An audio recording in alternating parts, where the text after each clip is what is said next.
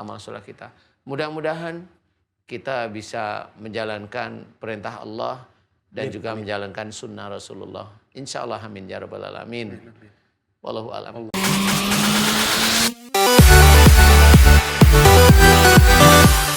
Bismillahirrahmanirrahim. Assalamualaikum warahmatullahi wabarakatuh. Waalaikumsalam warahmatullahi wabarakatuh.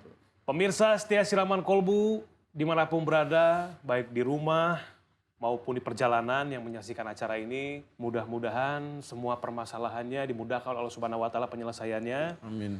Dan mendapatkan ridho dan berkah dari Allah Subhanahu wa taala. Senang sekali saya Bobby Maulana dan juga Pak Ustadz Danu bisa menemani pemirsa semua di program kesayangan kita. Selamat datang di Siraman Kolbu, Sejukkan Hati. Alhamdulillah kita doakan mudah-mudahan semua pemirsa setia Siraman Kolbu insya Allah atas izin Allah bisa meneladani isi dari program ini yang mana meningkatkan iman dan ketakwaan kepada Allah Subhanahu wa taala sehingga bisa menjadi pemegang kunci surga ya Pak Ustaz. Insya Allah. Amin. Pemegang kunci surga ialah orang yang senantiasa mendekatkan diri kepada Allah, melakukan segala sesuatu lillahi ta'ala dan senantiasa menjaga silaturahmi gitu Pak Ustaz ya. Insya Allah. Dengan tema kita pagi hari ini pemegang kunci surga. Siapa saja dan bagaimana cara agar bisa memegang kunci surga. Silakan Pak Ustaz tausiahnya. Bismillahirrahmanirrahim. Assalamualaikum warahmatullahi wabarakatuh. Waalaikumsalam warahmatullahi wabarakatuh. Amin ya rabbal alamin. Alhamdulillah, mudah-mudahan pagi hari ini kita diberi kesehatan dan hidayah oleh Allah Ta'ala. Amin ya rabbal alamin. Tema kita bagus sekali, yaitu pemegang kunci surga. Kalau kita menginginkan surga yang kita inginkan, ya kita harus takwa kepada Allah. Ya. Atiullah wa Rasul. Taatlah kepada Allah dan Rasul. Taat pada Allah berarti mengerjakan apa yang ada dalam Al-Quran. Dan apa yang mengerjakan, apa yang dijalankan oleh Rasul. Jadi taat pada Allah berarti kita taat menjalankan isi Quran, taat pada Rasul menjalankan sunnah Rasul. Nah di sini mulai kita harus pahami. Dan kemudian apalagi jelas ayatnya banyak yang berhubungan ya. Inna akramakum indallahi atqakum. Jadi sesungguhnya orang yang mulia di hadapan Allah Ta'ala adalah orang yang paling takwa. Nah, takwa itu menjalankan tadi Quran dan sunnah. Nah bagaimana caranya? Kita sholat sudah, kekhusukan belajar. Ya namanya khusuk itu susah tapi kita tetap belajar. Baca Quran iya, puasa tambahkan sunnah-sunnah sholat boleh. Kemudian apalagi di luar ketakwaan itu banyak ya. Termasuk akhlak itu juga ketakwaan kita kepada Allah Ta'ala. Bagaimana mulut kita itu takwa kepada Allah Ta'ala. Mulut kita itu kita pergunakan bicara itu yang baik, yang manfaat.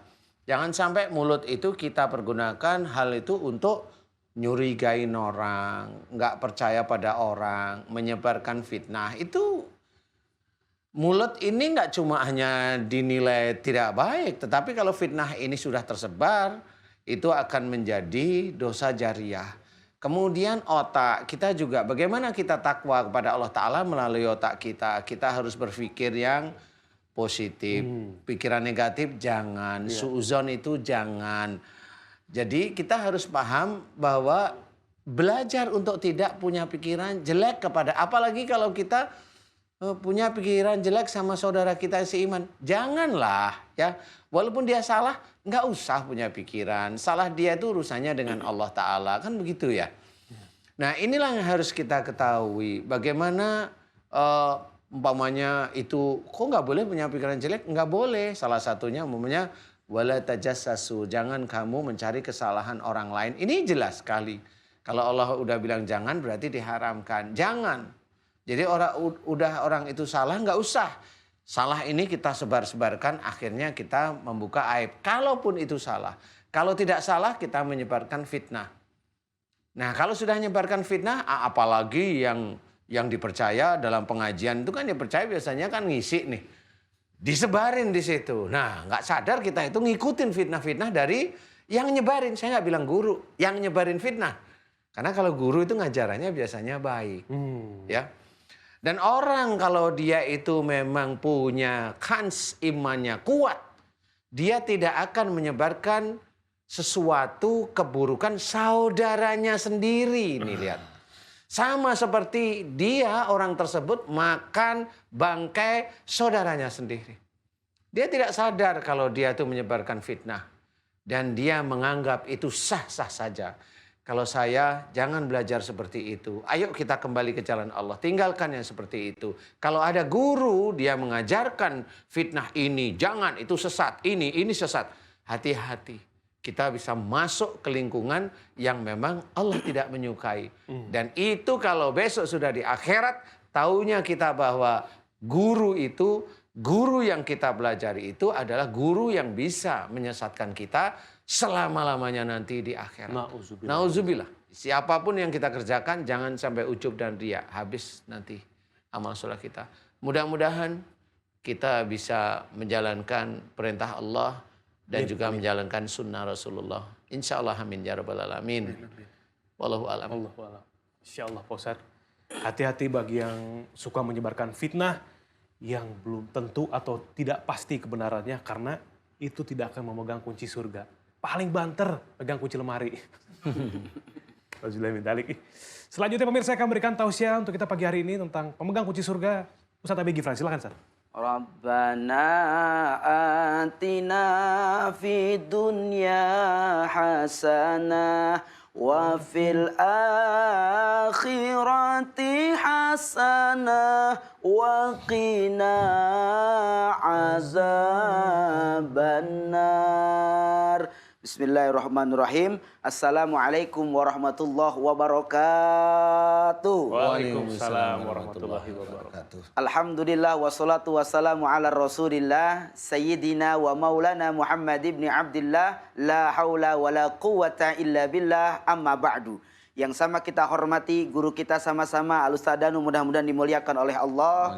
Yang sama kita hormati Mas Bobi, mudah-mudahan dimuliakan oleh Allah. Amin. Para pemirsa dimanapun berada, mudah-mudahan pagi ini Allah Subhanahu wa Ta'ala hidupkan hati kita sehingga dalam situasi apapun kita mengingat Allah Subhanahu wa Ta'ala.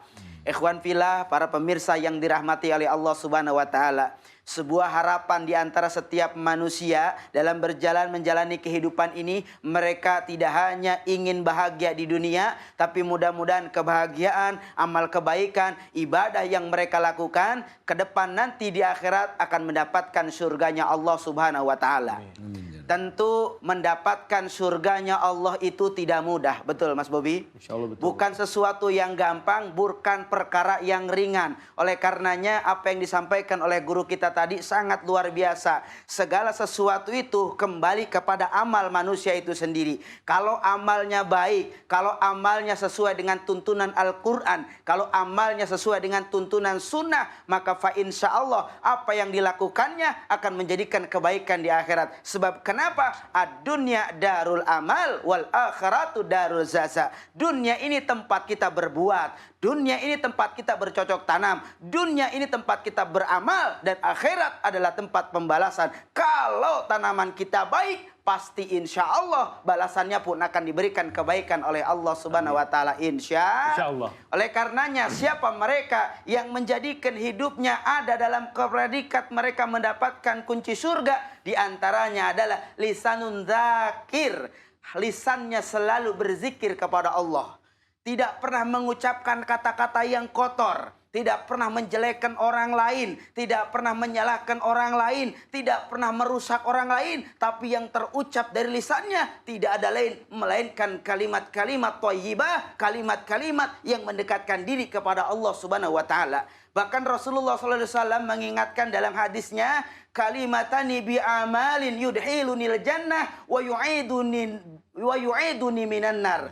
Kata Rasulullah, berikan satu kalimat kepadaku yang mendekatkan aku ke dalam surga dan menjauhkan aku kepada neraka. Kalimat apa itu? La ilaha illallah. Ini adalah kalimat yang luar biasa, yang dimana kata Rasulullah, afdalu dzikir, seutama-utamanya zikir, seutama-utamanya kebaikan, seutama-utamanya amal seseorang, bagaimana ucapannya itu mampu mendekatkan diri kepada Allah Subhanahu wa Ta'ala. Dan yang kedua adalah menjaga silaturahmi. Wa'tasimu bihablillahi jami'a wa la tafarraqu. Jangan sampai kita sebagai umat Islam berpecah belah, tapi berupayalah kita dengan agama kita ini memegang teguh untuk tidak bercerai-berai. Jadikan agama ini sebagai nasihat buat kita sehingga kita bisa menghargai orang lain. Mudah-mudahan dengan kita menghargai orang lain, Allah berikan kunci surga buat kita semua. Amin. Terima kasih. Mohon maaf lahir batin. Assalamualaikum warahmatullahi wabarakatuh.